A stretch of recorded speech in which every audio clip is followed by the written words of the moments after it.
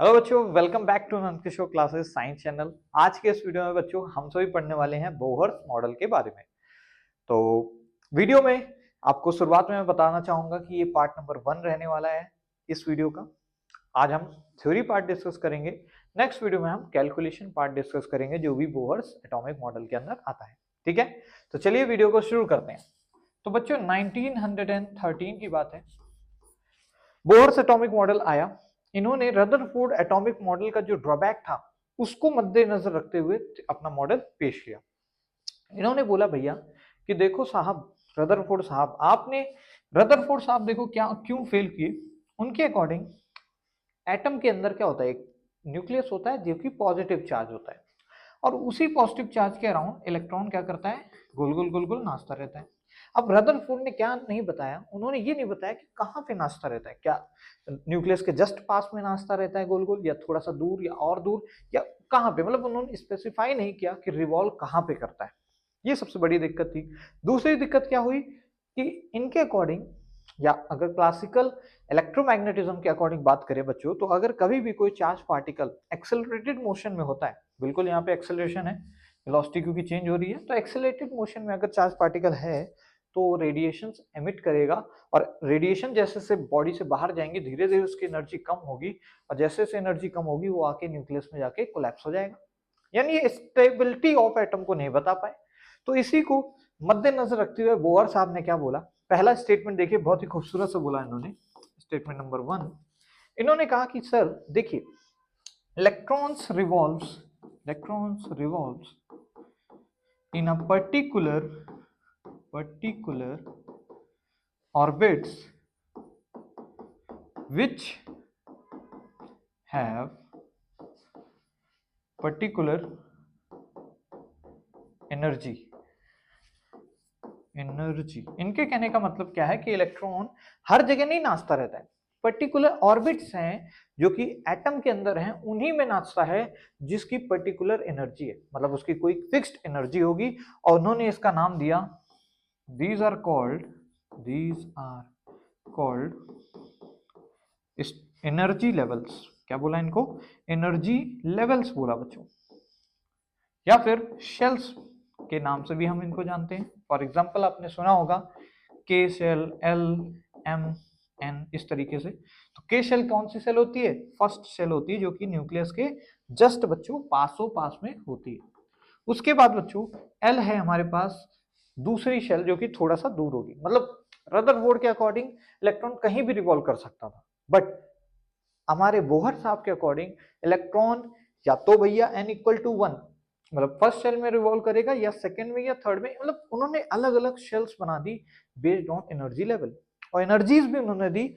पहली शेल की जो बच्चों एनर्जी निकाली, अब हम कैलकुलेशन में देखो अभी नहीं जा रहे हैं, तो पहली शेल की बच्चों जो एनर्जी आई वो आई इलेक्ट्रॉन वोल्ट में -13.6, मतलब -13.6 जो एनर्जी लेवल है, उस एनर्जी लेवल में इलेक्ट्रॉन घूम रहा होगा। और इन्होंने ये एनर्जी किसकी बताई, एनर्जी लेवल्स की एनर्जी बताई है, नॉट इलेक्ट्रॉन। इन्होंने बोला इलेक्ट्रॉन्स के पास खुद की कोई एनर्जी नहीं है, हाँ, क्योंकि वो इस एनर्जी लेवल में गोल गोल नाच रहा है, तो इस एनर्जी लेवल के बराबर ही एनर्जी उसके अंदर है due to this energy level. मतलब एक एनर्जी लेवल में अंदर होने की वजह से उसके पास एनर्जी है, अगर उस लेवल से बाहर रहेगा तो उसके पास खुद की कोई एनर्जी नहीं। ऐसी बातें बोली इन्होंने। ठीक है, तो पहला पोस्टुलेट क्लियर हो गया होगा कि इलेक्ट्रॉन फिक्स्ड एनर्जी लेवल्स या बोले फिक्स्ड शेल के अंदर रिवॉल्व कर रहा होता है। क्लियर है बच्चों, तो पहला पॉइंट आई होप क्लियर हो गया होगा। सेकंड पॉइंट की बात करते हैं। सेकंड पॉइंट क्या बोला बच्चों इन्होंने बोला कि sir electrons do not emit any radiation. अब जैसे ही ये लाइन बोली भैया, कई सारे साइंटिस्ट खड़े हो गए कि अरे सर ऐसा कैसे, अगर कोई चार्ज पार्टिकल एक्सेलरेटेड मोशन में है, क्योंकि आपने भी बोला कि इलेक्ट्रॉन कम से कम फिक्स्ड ऑर्बिट में रिवॉल्व तो करता है, रिवॉल्व करने का मतलब है इसका क्या है, एक्सेलरेटेड मोशन है। एक्सेलरेशन का मतलब होता है चेंज इन वेलोसिटी। अब देखो हर पल डायरेक्शन चेंज हो रहा है कि नहीं, ये इलेक्ट्रॉन अगर इधर आएगा तो इधर डायरेक्शन हो जाएगी वेलोसिटी की, तो चेंज हो रही है वेलोसिटी, डायरेक्शन चेंज हो रही है मतलब वेलोसिटी चेंज हो रही है, और वेलोसिटी चेंज हो रही मींस एक्सेलरेटेड मोशन है। तो अगर यहाँ इलेक्ट्रॉन एक्सेलरेटेड मोशन में है सर, तो हमने जो 12th क्लास में बच्चे होंगे उनको पता होगा कि सर इलेक्ट्रॉन अगर एक्सीलरेटेड मोशन में है तो एनर्जी क्या करेगा, एमिट करेगा, और रेडिएशन जैसे से एमिट करेगा लूज करके गिर जाना चाहिए। तो इन्होंने बोला कि इलेक्ट्रॉन भले ही रिवॉल्व करता है पर electron do not emit any radiation. और यहां से इन्होंने एक चीज साफ कर दी कि भैया डू नॉट अप्लाई ऑल या फिर do not apply 100% classical mechanics और मैग्नेटिज्म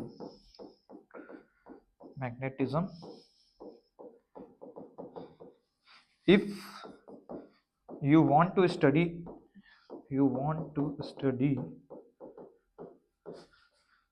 an atom। इन्होंने बोला भैया कि अगर एटम की स्टडी करनी है ना 100% सारे क्लासिकल मैकेनिक्स वाले नियम या क्लासिकल मतलब तबलाबाजी, मतलब बहुत पुराने जो नियम्स है ना जो फिजिक्स में है वो सारे के सारे लगाने की कोशिश मत करना। जैसे कि यहाँ पे ये ऐसा होता है भाई, ऐसे थोड़ी उन्होंने बोल दिया, हजारों करोड़ों एक्सपेरिमेंट्स करने के बाद ये चीजें लिखी गई हैं, तब उसका जेनरिक प्रूफ दे रखा गया है। अब वो प्रूफ हम नहीं समझ सकते अभी के लिए क्योंकि वो इक्वेशन वाले प्रूफ हैं, तो इसलिए मैं यहाँ पे लिख नहीं सकता। परंतु उस जो भी क्वेश्चंस वाले प्रूफ से था उससे ये साबित हो गया कि इलेक्ट्रॉन भैया एमिट नहीं करता है रेडिएशन। अब ये क्यों होता है, वजह नहीं पता थी। रदरफोर्ड साहब ने भी ये चिपका दिया कि भैया I don't know even I don't care, ऐसी कुछ लाइन बोल दी कि भैया ऐसा होता है। अगर आपको एटम के बारे में स्टडी करनी है तो अपनी ये क्लासिकल जो बकैती है उसको साइड रखनी पड़ेगी, क्योंकि अब हम क्वांटम लेवल पे बातें कर रहे हैं। तो यहां से इन्होंने पहला पत्थर रख दिया, पहला फर्स्ट फाउंडेशन स्टोन रख दी क्वांटम मैकेनिक्स की। समझ रहे हो, मतलब एटम के लेवल पे जाके चीजें थोड़ी सी वेरी कर जाती हैं, सारी नहीं थोड़ी बहुत, लेकिन वेरी कर जाते हैं। मतलब जो अभी हमें लग रहा है ना कि जैसे इसको छोड़ूं तो ये नीचे गिरेगा या फिर इसको अगर मारूं तो टूट जाएगा, ये जो नियम है जो अभी के लिए बड़े पार्टिकल्स में लग रहा है ये छोटे पार्टिकल्स पे नहीं लगता है। ये चीज बोहर्स ने क्लियर कर दी यहां से। समझ लो बात को। तो ये पॉइंट नंबर 2 है थ्योरी का बच्चों। तीसरे पॉइंट की बात करते हैं। तीसरा point, electrons revolve in those particular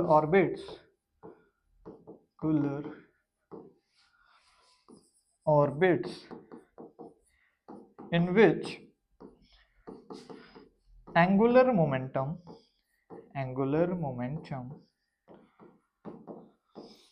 is integral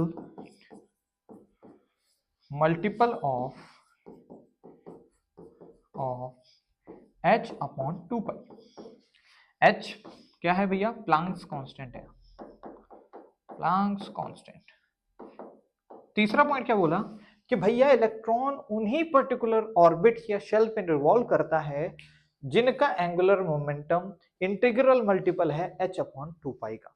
मतलब क्या है, या तो उन शेल का एंगुलर मोमेंटम h अपॉन 2 पाई होगा, या फिर बच्चों 2h अपॉन 2 पाई होगा, या तो बच्चों 3h अपॉन 2 पाई होगा, या तो 4h अपॉन 2 पाई होगा। यानी h अपॉन 2 पाई का कैसा मल्टीपल होगा, इंटीग्रल होगा। कभी भी अगर ऐसा दिख जाए तो कह देना भैया इस ऑर्बिट में इलेक्ट्रॉन रिवॉल्व करने के चांसेस 0 हैं। समझ में आया क्या? तो ये चीज बोली, इसी को बोलते हैं एंगुलर मोमेंटम क्वांटाइजेशन, या फिर क्वांटाइजेशन का मतलब पैकेट्स के फॉर्म में ऑफ एंगुलर मोमेंटम। अब एंगुलर मोमेंटम क्या होता है थोड़ा सा ये भी क्लियर कर देते हैं, 11th क्लास की टॉपिक है बच्चों। 11th क्लास में आपने पढ़ा होगा एंगुलर मोमेंटम के बारे में, जिसको मैं यहाँ लिखता हूँ। एंगुलर मोमेंटम को हम एल वेक्टर के हिसाब से दिखाते हैं। L equals to R vector जो कि पोजीशन वेक्टर होता है, क्रॉस पी वेक्टर जो कि मोमेंटम वेक्टर होता है। अब आप आर वेक्टर मोमेंटम को लिख सकते हैं मास इनटू वेलोसिटी वेक्टर, तो ये इस तरीके से आर क्रॉस एम वी हो जाता है। अब ध्यान से देखो, इलेक्ट्रॉन क्या होगा, गोल गोल नाच रहा होगा। तो बच्चों इलेक्ट्रॉन का पोजीशन वेक्टर हो गया ये, और वेलोसिटी वेक्टर और जो पोजीशन वेक्टर है इन दोनों के बीच का एंगल ध्यान से देखो हमेशा ही 90 डिग्री होगा। पोजीशन वेक्टर मतलब सेंटर से आप जो लाइन खींचोगे हमेशा ही क्या आएगा, 90 डिग्री का आएगा। इस वजह से बच्चों क्रॉस प्रोडक्ट लेना आता है ना, तो हम क्या लिखेंगे, इसको लिख सकते हैं R M V sine of 90 degree.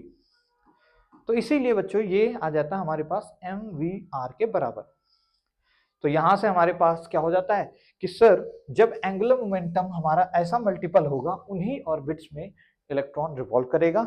It means sir, इस चीज को जल्दी से फोटो खींच लीजिए, it means sir angular momentum जो कि mvr है हमारे पास, sin 90 हो गया, 1 हो गया, तो it should be equals to nh/2 n एक क्या ला दिया मैंने, वेरिएबल नंबर ला दिया जो कि बता रहा है क्वांटाइजेशन ऑफ एंगुलर मोमेंटम के बारे में, कि उन्हीं ऑर्बिट्स में इलेक्ट्रॉन नाचेगा जिनका एंगुलर मोमेंटम यानी mvr किसके बराबर हो, इसके बराबर होगा। आई होप आपको ये चीज भी क्लियर हो गई होगी। फिर एक पॉइंट उन्होंने रदरफोर्ड का ही उठा लिया। रदरफोर्ड ने ये तो बात बोली थी कि भैया जी इलेक्ट्रॉन और प्रोटॉन के बीच में जो न्यूक्लियस में होगा कैसी फोर्स ऑफ अट्रैक्शन होगी, इलेक्ट्रोस्टैटिक फोर्स ऑफ अट्रैक्शन, और यही इलेक्ट्रो फोर्स ऑफ अट्रैक्शन बच्चों सेंट्रीपिटल फोर्स का निर्माण करेगी। यही फोर्स ऑफ अट्रैक्शन क्या हो गई, सेंट्रीपिटल फोर्स का काम करेगी, जिसकी वजह से ये चीज गोल गोल नाचेगी। तो चौथा पॉइंट इनका भी यही था कि भैया ऐसा ही होता है इलेक्ट्रोस्टैटिक फोर्स किसके बराबर होती है, mv²/r या सेंट्रीपिटल फोर्स के बराबर। इलेक्ट्रोस्टैटिक फोर्स आप निकालोगे तो kZe² आएगा, अपॉन में अगर इस डिस्टेंस को r ले लें तो r² should be equals to mv²/r। तो ये भैया इक्वेशन नंबर 2 मान लेना। और जो हमने पीछे इक्वेशन बनाई थी जिसमें हमने लिखा था mvr इक्वल्स टू nh/2π, ये इक्वेशन नंबर 1 मान लेना। बाकी हम नेक्स्ट वीडियो में इसके आगे का कंटिन्यू कर रहे होंगे, जिसमें हम बच्चों इन्हीं इक्वेशंस को यूज करते हुए velocity in a particular orbit of electron, radius of electron मतलब रेडियस ऑफ ऑर्बिट वगैरह वगैरह तमाम चीजें निकालेंगे। एनर्जी ऑफ इलेक्ट्रॉन जैसे मैंने लिखा था -13.6, तो यहीं से ही कैलकुलेशन करके आता है। तो बोहर एटॉमिक मॉडल की जो भी थ्योरी पार्ट था आज के इस वीडियो में मैंने कोशिश की है कि आपको वो चीज समझा पाऊं।